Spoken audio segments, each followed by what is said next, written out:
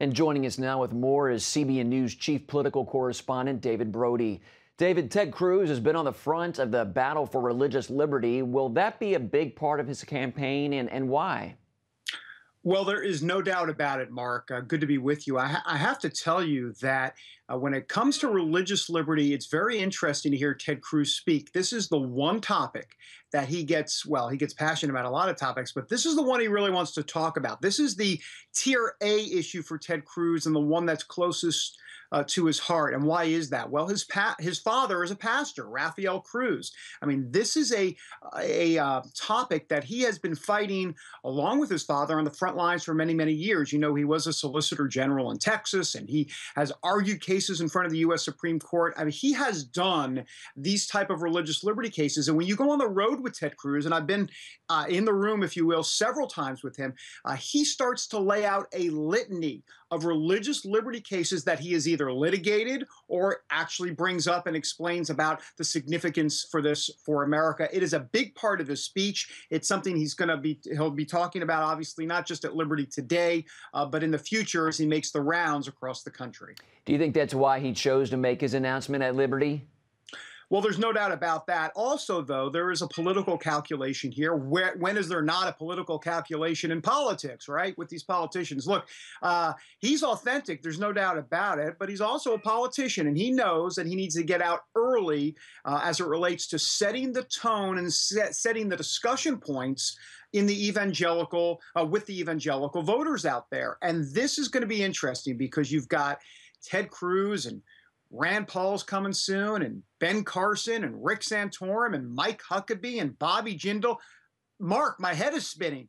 I mean, there's going to be so many folks competing for the evangelical vote that Ted Cruz wants to get ahead or out in front early and do it at Liberty University. Really, what better place to do it?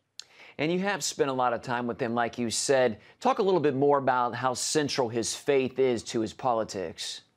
Yeah, it's everything, Mark. I mean, he is not afraid to talk about Jesus. As a matter of fact, I think if we had some sort of unofficial Jesus tally during an interview, 5, 6 references to Jesus. I mean, he's weaving the Lord into every single question, pretty much. Even Obamacare, he'll bring up contraception, and then contraception will go into the Bible, and and then he'll start talking about Jesus. I mean, it is everything for him. And he's not afraid to talk about the Lord at all. And one of the reasons, as I mentioned a little earlier, his father is a traveling preacher, Cruz. I believe he's around 81, 82, and he still preaches around the country. So his father is very involved with pastoral politics. Ted Cruz knows this crowd very, very well. So there is no doubt there's a respect there for Ted Cruz. It's extremely important to him. He's come under fire, David, even from people in his own party for being too extreme. How big a problem will that be for him? Well, I definitely think it's a problem. Politically, look, you need to have friends in high places. I mean, look, there are two things going on here.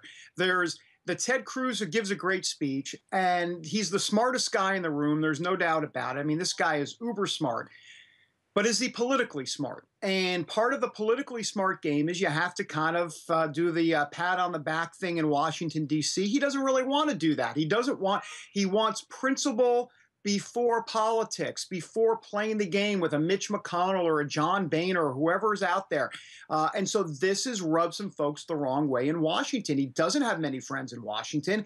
And ultimately, a lot of those folks, are going to come out of the woodwork and start with their knives, not in front of the cameras, but behind the scenes. They'll start leaking stories, whatever they happen to be, to the Washington Post, to the New York Times, to the liberal media. And all of a sudden, Ted Cruz is going to be having all these negative stories out against him. And it's not necessarily going to come from liberals. A lot of it's going to come from conservatives. And we're talking about mainstream Republican conservatives in Washington who want nothing to do with Ted Cruz. Interesting. Well, he is just number one in a long line of potential candidates. You named some of them already. It looks like we could have a real free-for-all this year. What's your take?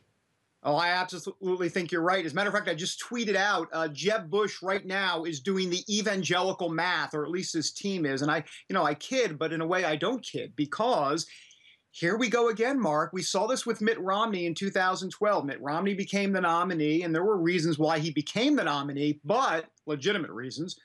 But look, a big part of that was that the evangelicals couldn't, quote, get it together with one candidate. And I think we're about to see the same thing.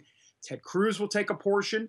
Bobby Jindal will take a portion. Ben Carson will take a portion. Rand Paul, Mike Huckabee, Rick Santorum. Oi gewollt, Mark. I mean, we're going to have a siphoning off of the evangelical vote. 4% here, 6% here. And who might be left? Jeb Bush, potentially Scott Walker, who, by the way, Scott Walker, an evangelical himself, who wears his faith on his sleeve. So he's also part of that evangelical crowd. That's why I believe Scott Walker may have the best shot here, because he's respected by the mainstream Republican crowd, that Jeb Bush type crowd. But he's also an evangelical, and many evangelicals like him as well. So that's the guy I think to watch most of all. I'll tell you what, a lot to follow, but I know you'll be staying on top of it. David Brody, thanks for your insights. You bet. I'm exhausted thinking about it. I need a shower. All right. Thanks again.